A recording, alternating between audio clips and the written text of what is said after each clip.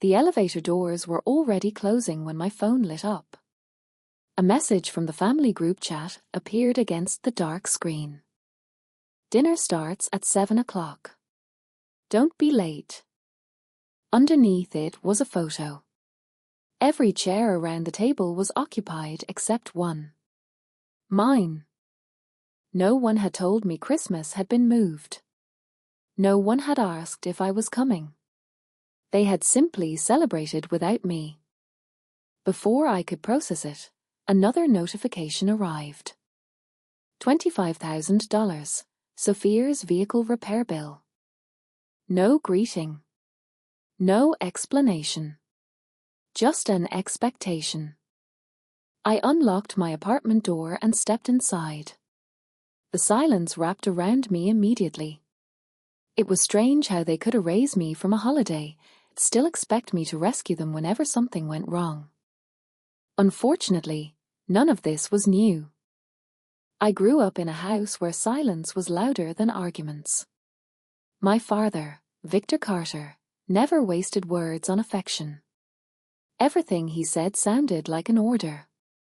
My mother, Claire, softened his rough edges, but she never truly stood between us. And my younger sister, Sophia, lived comfortably inside the world he built for her. Even as children, she occupied the center of every room. I still remember one winter afternoon when I was 13. I dragged an old computer tower from the garage and placed it on the kitchen table. Dust floated through the sunlight while I carefully removed the side panel. I didn't know what I was doing. I only knew it fascinated me. I leaned closer, studying every wire as if it were a language waiting to be understood. Victor walked inside, coat still on his shoulders. He didn't ask what I was building. He barely looked at it. Waste of time, he said. Then he hung his keys by the door. Learn something useful. Behind him, Sophia climbed onto a chair. Dad, look what I drew. She held up a picture of a horse wearing a crown. His face immediately softened. That's beautiful, he said with a smile. His voice never sounded like that with me. I quietly touched the motherboard before closing the computer again. Then I carried it back to the garage without saying a word. Something changed inside me that day. I understood my role. I wasn't the child he was proud of. I was simply the one expected to manage everything quietly. Years passed, but the pattern never changed. When I turned 16, Sophia received a used car for her birthday. I received a handshake and a reminder to be responsible. 2 months later, she scraped the side of the vehicle against a parking pillar. Victor blamed me. You should have taught her better. I hadn't even been there. Sophia apologized once when we were alone, but whenever our father entered the room, she let the story bend toward my supposed carelessness. It was easier for her that way. Throughout high school, my science awards disappeared into drawers while her trophies decorated the hallway. Guests praised her achievements before they even sat down. I learned to live in the spaces between other people's applause. College didn't change much either. When I called home to share my acceptance into a digital security and systems program, Victor sighed. You're still chasing that dream? As if ambition itself was disappointing. Sophia's accomplishments, however, always earned celebrations. New jobs. New parties. New praise. Over time, I stopped expecting anything different. Looking back now, I realize Christmas wasn't an isolated event. It was simply the latest chapter in a story that had been written years ago. I stared at the photo again. Claire smiling. Victor carving the roast. Sophia laughing. My seat empty. My name absent. The celebration complete without me. A strange feeling settled inside my chest. Not sadness. Something sharper. A realization. They hadn't forgotten me. They had planned around my absence. My fingers hovered over the phone screen, but I didn't reply. Instead, I opened my laptop. The screen illuminated the dark apartment, and for the first time in my life, a single thought settled deep into my mind. Maybe they never expected me to leave. Maybe they believed I would always remain available, always waiting for the next problem to solve. But tonight, something inside me had finally begun to change. And by tomorrow morning, they were going to discover exactly how much. The next morning, I woke before sunrise. My phone vibrated non-stop on the nightstand, but I ignored it. Instead, I walked into the kitchen and made coffee. Steam curled upward while the city remained wrapped in winter grey. For years, my family had trained me to react immediately whenever they demanded something. Today, I refused to rush. I opened the group chat and stared at the Christmas photo one last time. There was no anger inside me anymore. Only clarity. That empty chair wasn't an accident. It was evidence. They wanted my support without my presence, my money without my voice, and my loyalty without offering any in return. I logged into my financial accounts. Contracts, investments, and years of work stretched across the screen. Everything I had built existed without their help. My family had never asked what I actually did for a living. They simply assumed I would always rescue them. Another message arrived from Sophia. Take care of this quickly. Dad is stressed. I read it once and set the phone aside. Then I grabbed a notebook and began writing facts instead of feelings. $25,000. Vehicle owned by Sophia and Victor. Christmas dinner held without informing me. The pattern became impossible to deny. The simple act of writing everything down changed something inside me. I wasn't dealing with one event. I was dealing with a lifetime of expectations. Every sacrifice had taught them the same lesson.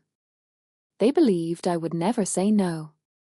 That realization wasn't painful anymore. It was useful. I opened a folder containing business reports and future projections. Seeing them spread across the table reminded me that I had spent years building a life while still asking permission to enjoy it. No one was ever going to give me that permission. My eyes returned to the forwarded bill. The bank information was clearly visible. I called the lender and provided every detail included in the documents my family had sent me. The representative asked for my relationship to the owners. I answered calmly. They're relatives, but I'm not financially responsible for this account. The words felt powerful because they were simple. There was no argument attached to them and no apology. Just a boundary. She explained the next steps, thanked me, and ended the call. When the line went silent, something loosened inside my chest. Almost immediately, another email arrived from Victor. Transfer the money tonight. I didn't open it. Then Sophia sent one. Please don't make this harder than it needs to be. I ignored that too. Instead, I created a new message. To Victor Carter. CC Claire Carter and Sophia Carter. I won't be paying this debt. It isn't my responsibility. Please resolve it directly with the lender. I read it twice and pressed send. Years of silent obedience had ended with one small click. The apartment suddenly felt lighter. I walked toward the balcony and watched snow settle on the railing. I didn't feel victorious. I didn't feel guilty either. I simply felt present. For the first time in years, my life belonged entirely to me. No hidden obligations. No emotional inverses waiting to appear whenever my family needed something. The quiet surrounding me no longer resembled loneliness. It resembled peace. An hour later, my phone exploded with notifications. Missed calls. Voicemails. New texts arriving every few seconds. Then a photo appeared from an unknown number. A tow truck was lifting Sophia's car while she stood on the porch, and Victor pointed furiously toward the camera. Underneath it was a single message. We need to talk immediately. I locked the phone and set it aside. Somehow, I knew this wasn't the end of their reaction. It was only the beginning. And before the day was over, they were going to show up somewhere I never expected. What I didn't know was that this would be the first time my family would chase me instead of the other way around. For years, I had been the one running toward every emergency. By sunset, that pattern would reverse completely, and my father would walk into my workplace demanding answers. And for the first time, I wouldn't be waiting to obey anymore. By noon, I was sitting in my office in Austin, staring at lines of code on my monitor while my phone remained hidden inside a drawer. The building was quiet except for distant conversations and the soft hum of servers running behind secured doors. Normally, work was the one place where my mind stayed focused. Today, however, I could feel something approaching long before it arrived. My co-founder, Adrian Brooks, stepped into my office carrying a tablet. "You okay?" he asked. I nodded. "Long morning." He studied my face for a moment but didn't press further. That was one of the reasons we worked so well together. He understood that some silences deserved respect. The afternoon moved steadily. Meetings came and went. Project updates were approved. Deadlines were adjusted. Outwardly, everything looked normal. Inside, though, something fundamental had changed. For years, I had carried my family like an invisible responsibility strapped to my back. Every crisis became mine to solve. Every mistake somehow landed at my feet. Not anymore. At 3 o'clock, I finally opened my phone. Victor had left 7 missed calls. Sophia had sent 12 messages. Claire had sent only 1. "Are you okay?" I stared at her words for a few seconds. Out of everything they had sent, hers was the only message that felt human. I typed a short response. "I'm fine." Then I put the phone away. That was all. No explanations. No arguments. No defense. For once, my existence didn't require justification. Around 5 o'clock, the elevator chimed down the hall. The sound was ordinary, but the footsteps that followed weren't. Heavy. Fast. Purposeful. I already knew who it was. The door opened without a knock. Victor walked inside first. Sophia followed closely behind him. Claire entered last, her eyes lowered toward the floor. Victor didn't waste time. "What were you thinking?" he snapped. I remained seated. "What do you mean?" He stared at me in disbelief. "The car. The bank. The embarrassment you've caused." I slowly stood. "No," I said calmly. "The embarrassment came from choices I didn't make." His jaw tightened. "Family helps family." I met his eyes. Family invites family to Christmas. The room immediately fell silent. Sophia shifted her weight uncomfortably. Claire looked up for the first time. Victor scoffed. "That's completely different." No, I said. It isn't. He took a step closer. We needed you. I folded my arms. You only needed me after excluding me. His expression hardened. You're overreacting. That sentence almost made me smile. Overreacting. A word I'd heard my entire life.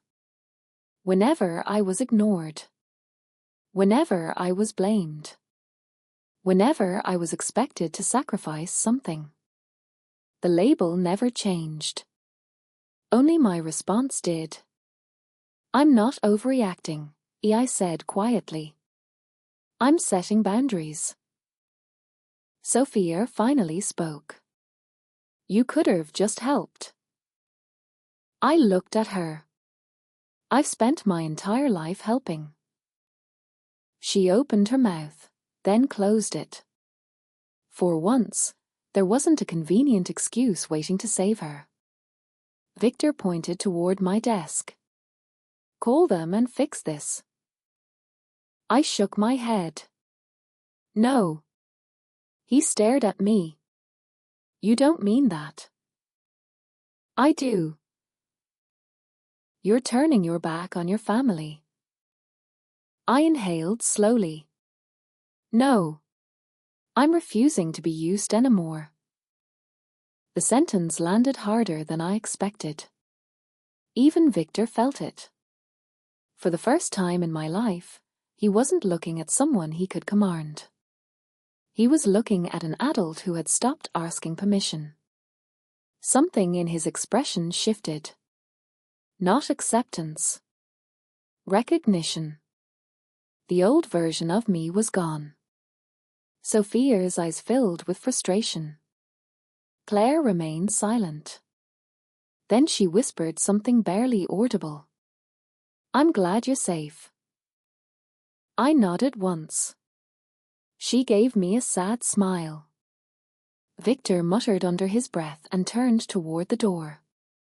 Sophia followed him. Claire lingered for one extra second before leaving too. The office door clicked shut. The silence that followed felt different. Powerful. I walked toward the window overlooking the city below. Cars moved through glowing streets.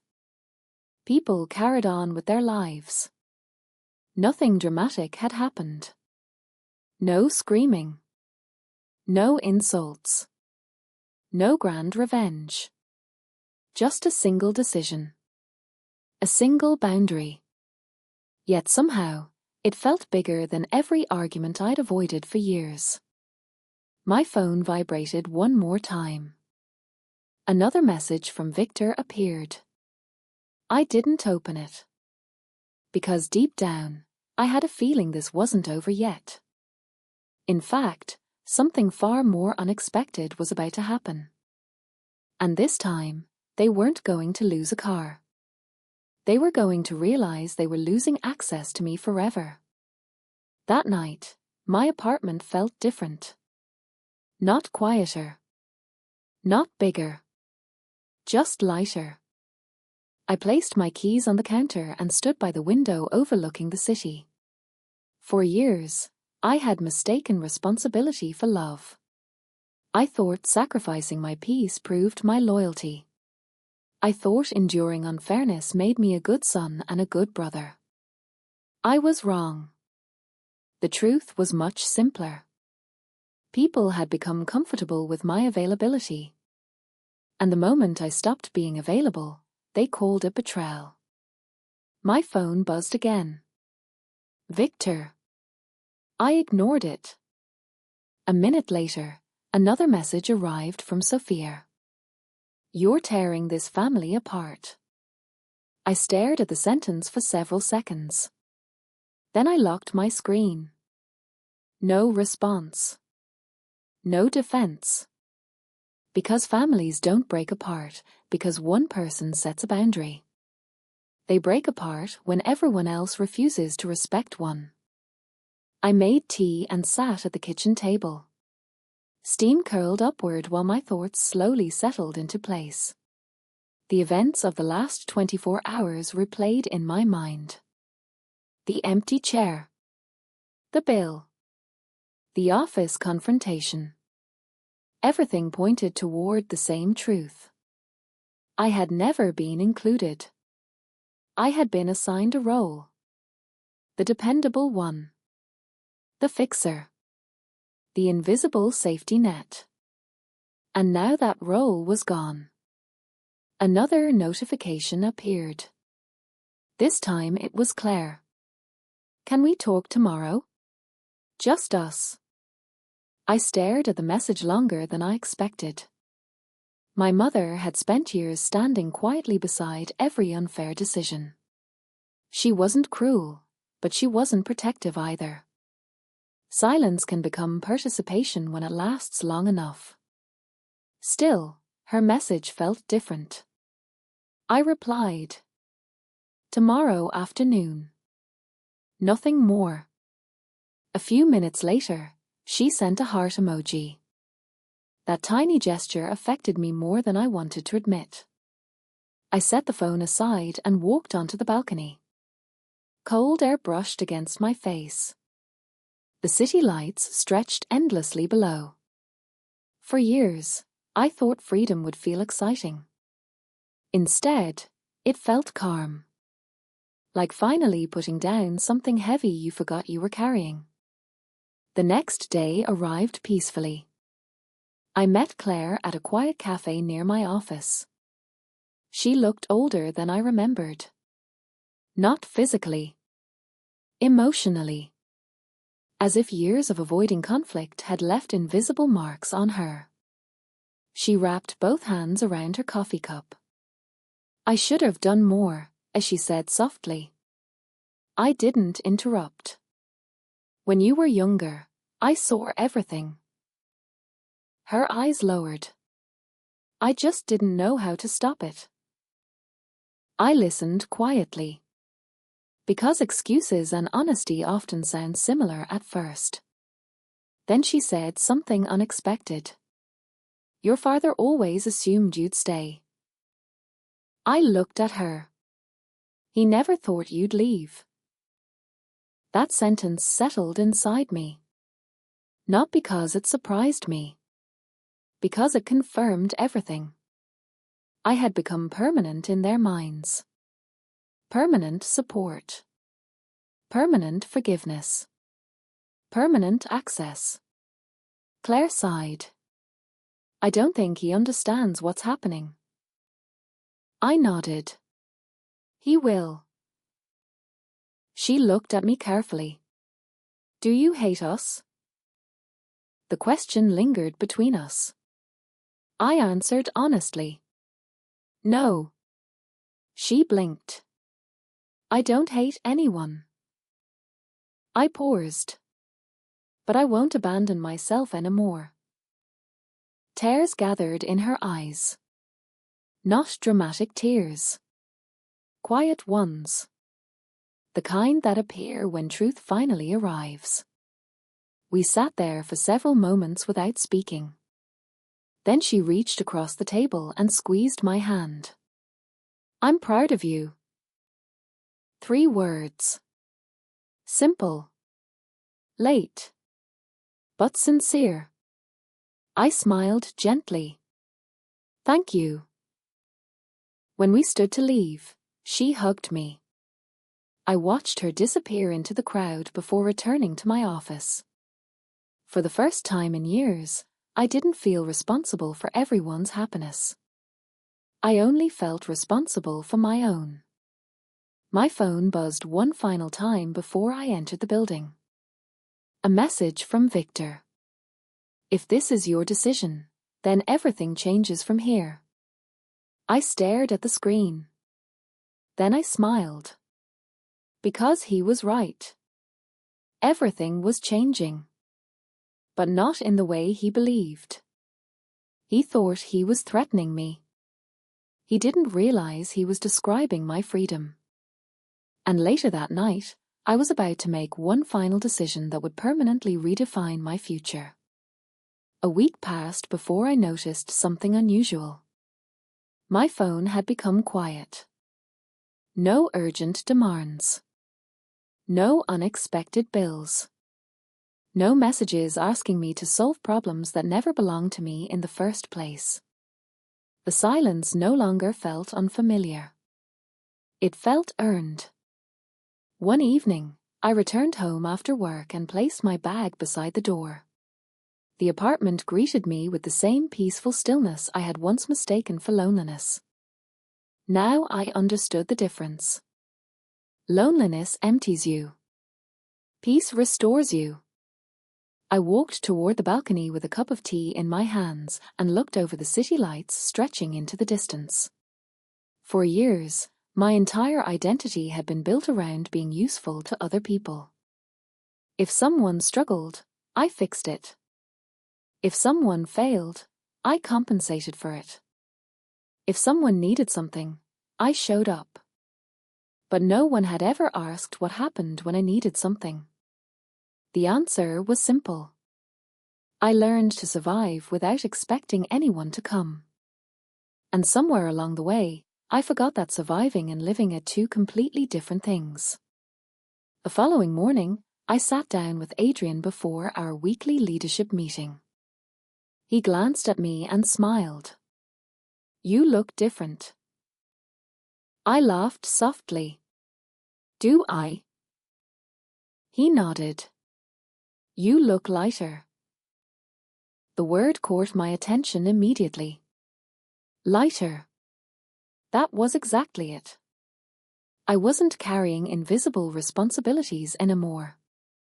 I wasn't preparing for the next family emergency. I wasn't waiting to be called only when someone needed rescuing. I was simply existing. And for the first time in my adult life, that felt extraordinary. A few days later, Claire sent another message. "Dinner this weekend? Just the two of us." I read it carefully. Then I smiled. This time, it wasn't an obligation. It was a choice. That difference mattered more than anything. I agreed. Because rebuilding one relationship didn't mean reopening every door. Healthy boundaries weren't walls. They were filters. They allowed love to enter without allowing exploitation to follow. Victor never apologized. Sophia never admitted she was wrong. In truth, I stopped waiting for either of those things. Some people never change because they don't believe they need to. And that was no longer my burden to carry. One night, I found myself standing on the balcony again. Winter air moved gently through my sleeves while distant traffic hummed below. I thought about that Christmas photo one last time. The empty chair. The missing invitation. The bill that arrived instead of a greeting. A year ago, those things would have shattered me. Today, they looked different. They looked like turning points. Life has a strange way of revealing the truth. Sometimes it doesn't arrive through kindness. Sometimes it arrives through disappointment. Sometimes people show you exactly where you stand, and painful as it may be, that's a gift. Because clarity gives you something confusion never can. Direction. I finally understood something that had taken decades to learn. Love isn't measured by how much you sacrifice. Family isn't defined by how much you tolerate. And loyalty should never require you to disappear. The apartment lights glowed softly behind me. My future sat waiting on the other side of tomorrow. Projects to build. Places to visit. Memories to create. A life entirely my own. I closed my eyes and took a deep breath. The cold air filled my lungs. Then I smiled. People think letting go is the hardest part. It isn't. The hardest part is realizing how long you carried a weight that was never yours. But once you understand that, something irreversible happens. You stop apologizing for choosing yourself. You stop shrinking to fit inside other people's expectations. And you stop asking permission to live your own life. I opened the balcony door and stepped inside. The latch clicked softly behind me. No voices followed. No demands appeared. Only peace remained. And for the very first time, silence didn't sound like absence anymore. It sounded exactly like freedom. If this story resonated with you, remember this. Never confuse being needed with being valued. Protect your peace, set your boundaries, and never apologize for choosing yourself.